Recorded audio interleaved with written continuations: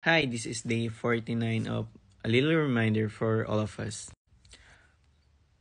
Ang kahinahunan ay katalhinuhan. Pag mas kalmado, mas wise. Sabi sa James chapter 1 verse 19 to 20, basahin ko siya.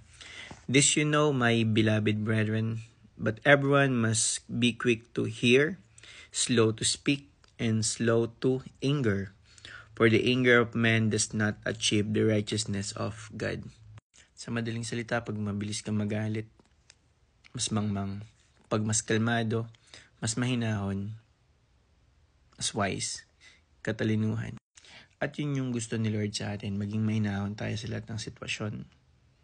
Kasi nga kapag mahinahon ka, you are in control of your emotion, your perception, your reaction. At wisdom yun. Ako ngayon, nais ko yung wisdom talaga ni Lord sa lahat ng bagay. Especially yung pagiging mahinahon. Kasi imagine mo, ako teacher, nagtuturo ako ng mga estudyanteng magugulo.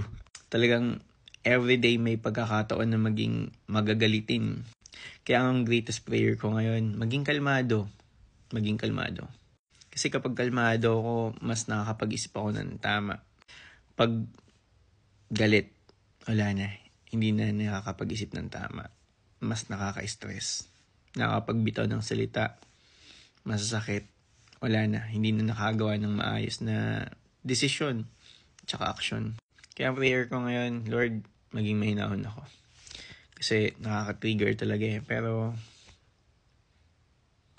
kasi ang kahinahunan, katalinuhan, wisdom yan ni Lord.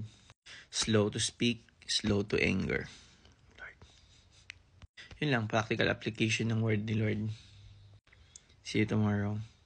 Ikaw, saan area ng life mo gusto mo ng kahinahunan?